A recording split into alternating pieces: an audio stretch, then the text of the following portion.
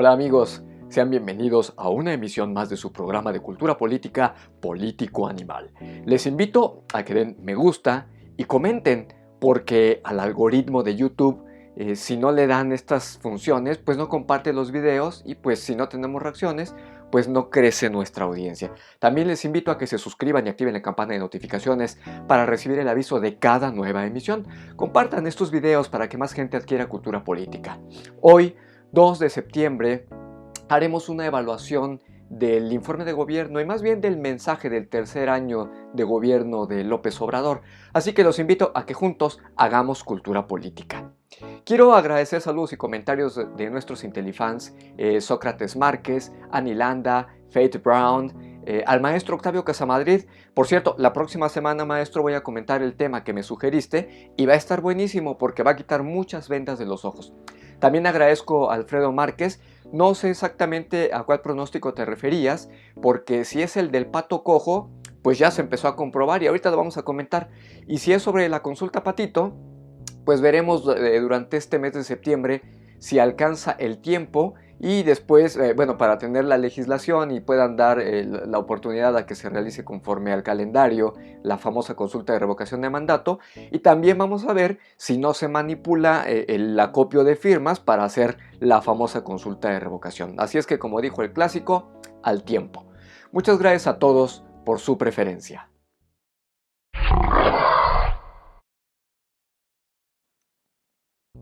Ayer se presentó el tercer informe. ¿O es décimo? Ya ni se sabe.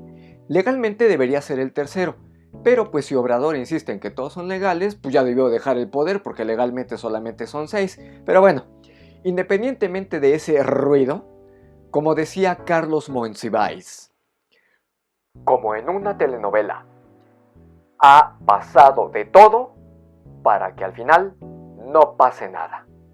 Y eso justamente va a tener que ver con el tema de la próxima semana. Pero bueno, para no desviarme, el informe pues no nos dijo nada nuevo. Digamos que fue una mañanera en otro horario y con un resumen de la misma palabrería de siempre, llena de mentiras. Por cierto, ¿quién sabe de qué país habló? O no sé si conozca lo que está pasando en su gobierno. Pero lo que dijo López Obrador estuvo muy alejado de la realidad. Pero no se vayan tan pronto porque ahora sí vamos a hacer una revisión pues lo más objetiva que se pueda de lo que se ha hecho bien y de lo que se ha hecho mal. Comencemos diciendo que el mensaje no tenía un orden temático, sino que más bien parecía que se hizo conforme se le fueron ocurriendo los supuestos logros y pues estuvo brincando de un tema al otro, de chile de dulce y de manteca, en donde realmente no hubo autocrítica. Todo muy bien, muy bonito, todo está caminando de maravilla, cuando todos sabemos que en la realidad no es así. Pero ahora sí, vamos a entrar a la sustancia. Vamos primero a lo muy positivo, que aunque no lo crean, sí que hay. Y bueno, pues la verdad es que solo es una cosa. Si bien al gobierno mexicano le corresponde el control de las fronteras y las aduanas, y sigue la corrupción en estas, es cierto que buena parte de los artículos de contrabando que entran al país pues pasan por puntos distintos a las aduanas y garitas. Y también es verdad que hay una ceguera complaciente en Estados Unidos.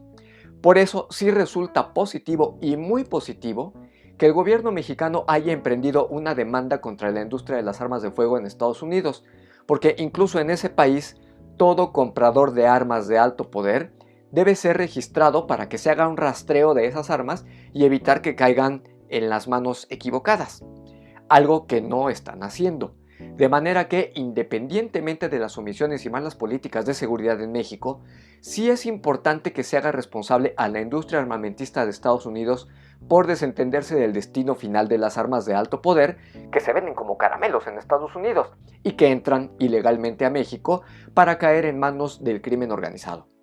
Y lo mejor es que esa demanda fue admitida, lo que sienta un precedente, porque aunque los jueces resuelvan a favor de la industria de las armas, he aquí un primer caso que enciende las luces amarillas de la industria, quien sí debe ser más responsable y poner atención sobre el rastreo de las armas que está vendiendo. Eso sí es positivo y hay que reconocérselo al gobierno. Lo malo es que no estuvo en el mensaje del presidente. Hay otras buenas noticias, como la disciplina económica, que pese a la peor crisis de la historia de México y una de las peores en el mundo, las variables macroeconómicas pues más o menos se han mantenido estables. Indicadores como la inflación, la paridad cambiaria, las tasas de interés, más o menos se han mantenido pese a los vendavales. Claro está que no son medidas de este gobierno, sino que son las viejas medidas neoliberales de los gobiernos anteriores. Y también medidas que el Banco de México ha implementado para ayudar a mantener la disciplina económica y que ha evitado que se destruya la economía del país. Ahora bien, aunque no deja de ser una buena noticia, esto pues no es del todo atribuible al gobierno, porque las medidas económicas y presupuestales no nos han llevado a la quiebra gracias a Estados Unidos, ya lo hemos dicho. Porque los programas de rescate al empleo y el pago de salarios en confinamiento ha permitido que los trabajadores mexicanos en ese país tengan un ingreso superior al que podrían tener como trabajadores ilegales. Y eso pues ha aumentado las remesas a México, lo que permite que las familias tengan liquidez y la economía popular no se desplome. Lo mismo sucede con el aumento de la demanda estadounidense de bienes producidos en México, porque eso aumenta las exportaciones mexicanas y obviamente los ingresos al país. Pero insisto, no es un programa del gobierno de Obrador, al menos un logro. Eso es gracias a lo que Estados Unidos hace en beneficio de su país, pero que por rebote termina beneficiando a México. Como verán, pues no todos son malas noticias. Pero eso de los récords históricos, ninguno es por obra del gobierno de López Obrador. Y ahora sí, vamos a las malas noticias. Lo que no se ha hecho bien y que puedo agrupar en 5 grandes rubros: salud, seguridad, inversiones, empleo y energía. El primero es toral. Si no hay salud, simplemente no hay nada. Y es donde peor se han hecho las cosas. Ya venían muy mal después de la desaparición del Seguro Popular y la pésima implementación del INSABI, que pues quién sabe para qué sirve. Pero ya había desabasto de medicamentos y falta de recursos para prestar la atención médica a la población durante el gobierno de López Obrador. Bueno, aquí sí hay que acotar. Es mentira que la bandera blanca de Calderón haya dado cobertura total en salud a los mexicanos, porque había un 29% de la población sin seguridad social alguna. Pero con Obrador, esa desprotección a los mexicanos se disparó y fueron abandonados a su suerte. La confirmación la está dando el Coneval. Y para colmo, se atravesó la pandemia de COVID.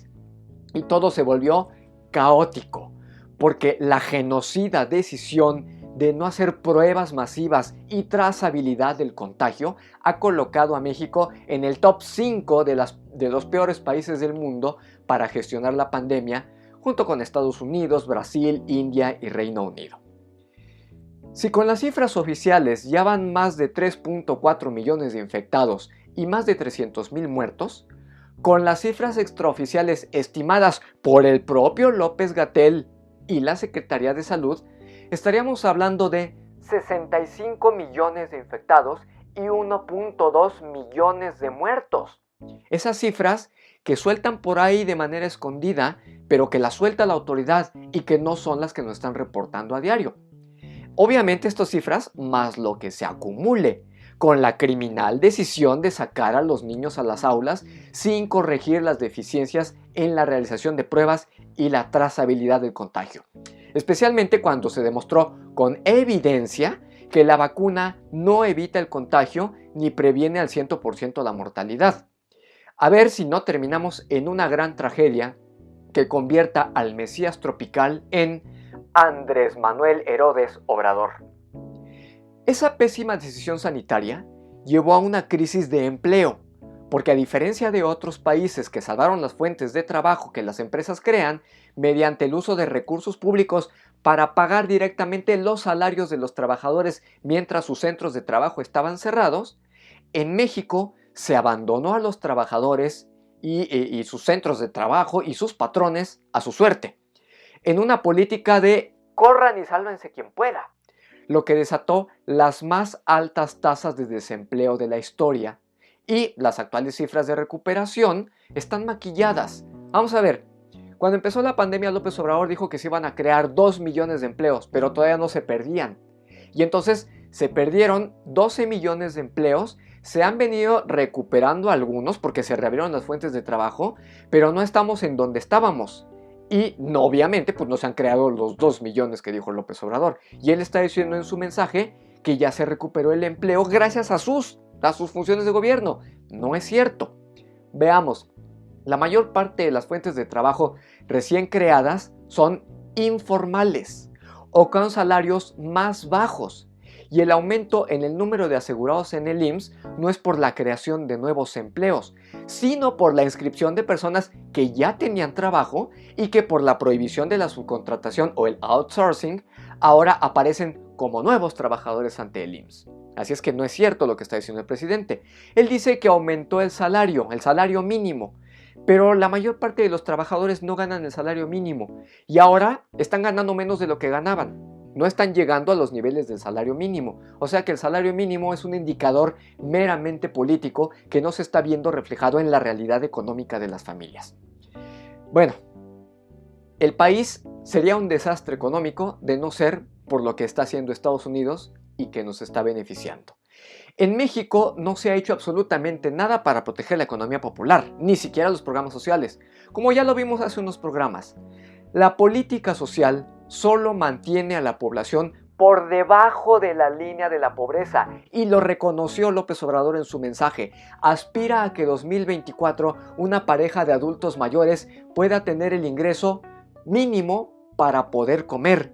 O sea, está reconociendo que en el aquí y ahora están por debajo de la línea de la pobreza y ni les alcanza para comer. La otra mala noticia económica está en la falta de inversiones que impide el crecimiento económico. Porque, como decía hace unas semanas, se necesita al menos un 25% del Producto Interno Bruto en inversiones para superar el 2% de crecimiento económico. Pero con este gobierno se desplomó la inversión al 17% y obviamente así no se puede crecer. Al caer la inversión, pues también cae el crecimiento. Y eso de que este 2021 creceremos al 6%, pues es un espejismo, porque ya habíamos caído menos 8.6% y recuperar 6 puntos no es crecer, vaya, ni siquiera es llegar a los niveles que se tenía en diciembre de 2018. Y pues como el gobierno está cambiando las reglas, pues le quita la certeza jurídica a la inversión y se ahuyenta la inversión privada. Y para colmo, no hay inversión pública y la poca que hay está en proyectos mal hechos y de largo plazo que no están generando crecimiento inmediato. Ahí tenemos el aeropuerto, la refinería y el tren, que van a ser malos negocios, contaminantes y depredadores del ambiente, lo que van a generar pérdidas. En consecuencia, son malas inversiones que van a generar mayor pobreza de la que se pretendía combatir. Y además, hay más de 102,000 millones de dólares que se han fugado del país porque el gobierno no da garantías para que se quede todo ese dinero. Realmente no se están implementando medidas serias para asegurar el crecimiento económico y estamos en un círculo vicioso del que no hay voluntad política para salir.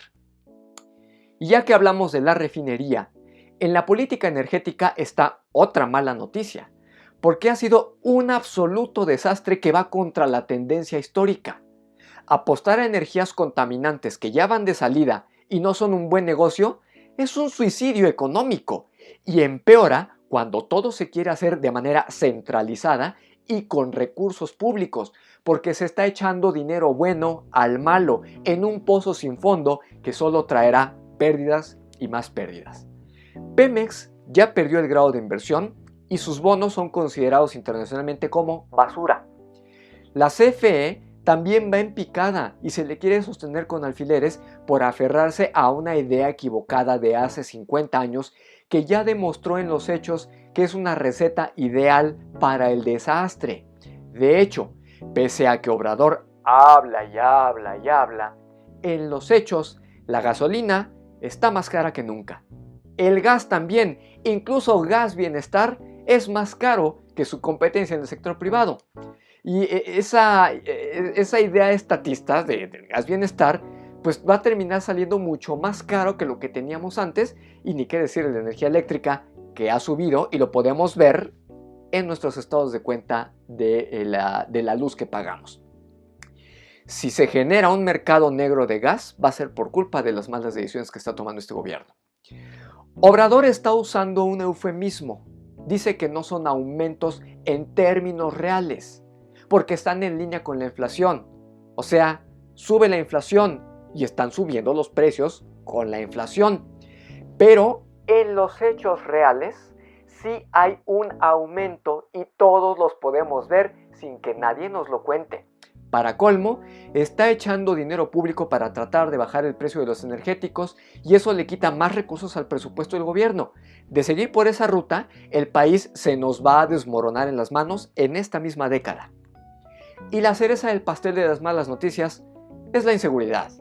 Ha fracasado miserablemente la política de seguridad y tenemos a la mitad del mandato la cifra total de muertos que tuvo Calderón y otro tanto igual en desaparecidos, lo que vendría a cuadruplicar las cifras del panista hacia el final de este sexenio. De hecho, con las cifras del INEGI, en este gobierno la población ha disminuido un 50% adicional a la que ya había disminuido durante la década de la Revolución Mexicana. Así es, de 1910 a 1920 hubo 1 millón de mexicanos menos. Y ahora que ya tenemos avances tecnológicos en la ciencia médica, que no hay una guerra civil, en solo 3 años ya va casi 1,5 millones de muertos, sin contar los desplazados y los que han tenido que huir de México. La política de abrazos, no balazos, no sirve. La paz de López Obrador ha traído más muerte que la guerra de Calderón. Y ahora los grupos del crimen organizado actúan con total impunidad, con la complacencia del gobierno, complacencia que apesta a complicidad, y que en Estados Unidos ya notaron. Por cierto, la peor noticia en lo que va de este gobierno es la del 17 de octubre de 2019. Una fecha que pasará a la historia para la ignominia, diría el clásico. Es la gran derrota del Estado mexicano, equiparable con la de 1847 y la de 1863, porque el Estado mexicano se rindió ante su enemigo, el crimen organizado, perdiendo la guerra y permitiendo que uno de los comandantes enemigos, Ovidio Guzmán, sea la cara visible de que el poder real en el Estado mexicano ya lo tiene el crimen organizado. En otra dimensión de la seguridad, López Obrador se refirió a la guardería ABC. Y eso fue en el sexenio de Calderón, pero no dijo ni una sola palabra de la tragedia del metro en la Ciudad de México, y ahí sí está demostrado que es por corrupción. Hay otros temas que no impactan directamente, pero que revelan una doble moral en el discurso del gobierno, como la política migratoria que trata a los afganos como migrantes de primera frente al maltrato que se da a los centroamericanos y haitianos que huyen de la violencia en sus países, y incluso, bueno, los haitianos están huyendo de todo, de la pobreza, de la corrupción política, de la violencia, de todo huyen. De hecho, la política migratoria es la que Estados Unidos le impuso a México, en clara violación a la soberanía nacional. Y lo mismo está ocurriendo con la vigilancia estadounidense en la política laboral, que es otra intromisión en la soberanía de México. Y ahí sí, el gobierno no dice nada y acepta sumisamente las imposiciones del extranjero. En su mensaje, López Obrador no dijo nada de la cultura. En realidad dijo pura palabrería, muy general. Se apoya a los artistas, a las comunidades, pero no habló nada sustantivo de la cultura. Y el problema que tenemos en la cultura es de dimensiones terribles, no solamente por lo que tiene que ver con nuestra identidad nacional, sino que lo que tiene que ver con nuestra identidad cultural y sobre todo con el apoyo a los creadores y la garantía de los derechos culturales. Pero sí aprovechó para seguir tratando de manipular la historia y seguir así alimentando el odio y el resentimiento entre los mexicanos. Ahora, en lo político, que pareciera ser el fuerte de López Obrador, pues sí se están mostrando señales de fatiga de materiales y las fisuras sí se notan. ¿Recuerdan que la semana pasada les dije del pato cojo?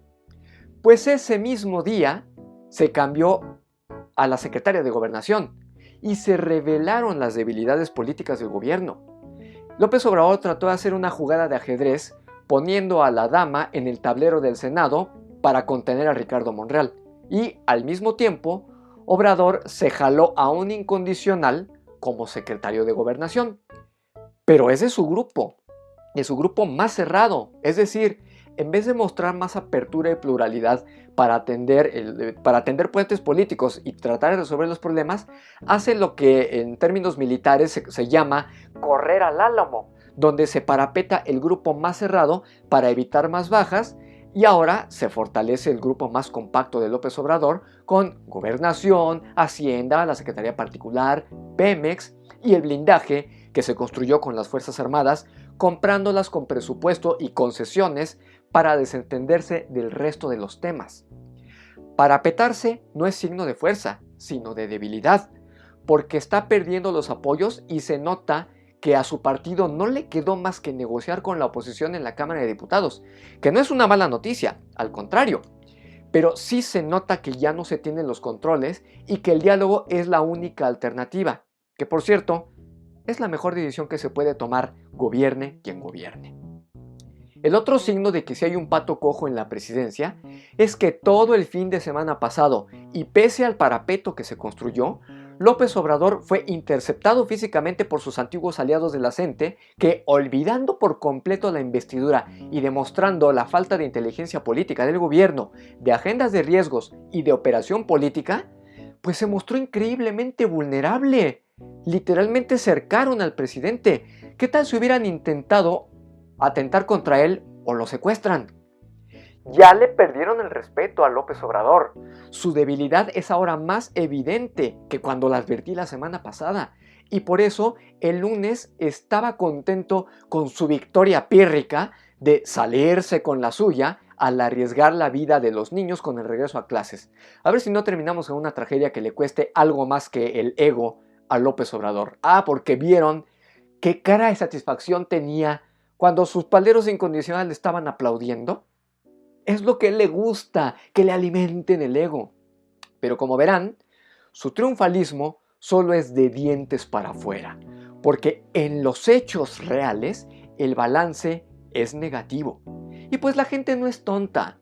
Si en realidad el país tuviera una buena marcha como se presume, pues en las elecciones de junio Morena habría arrasado, pero no, perdió su fuerza política real, puesto que en las elecciones la coalición de Morena tuvo el 48% de los votos frente al 52% de la oposición.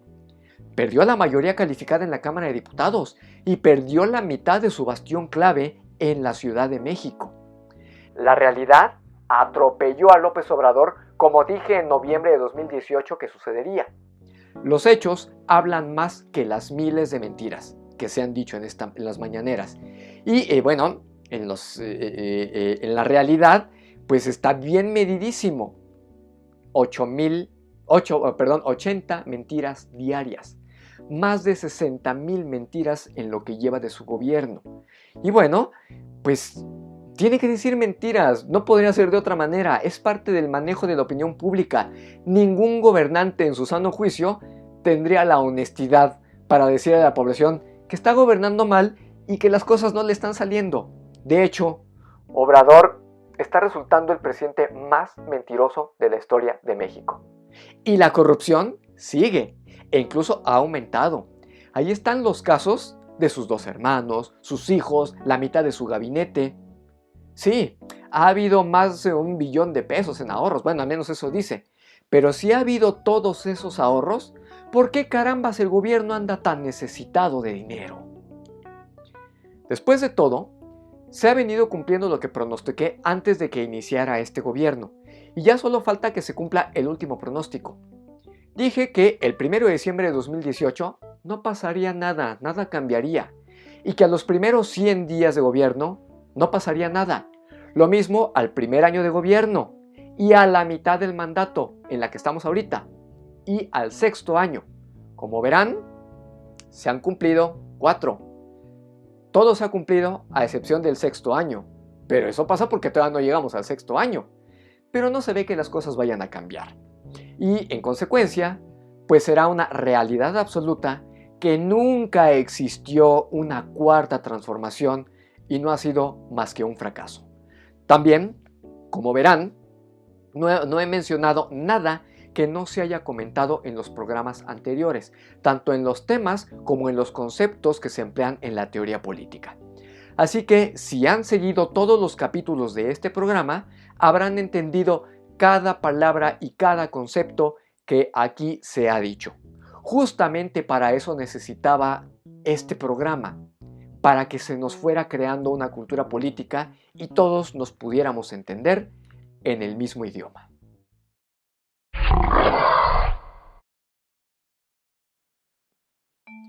Uno.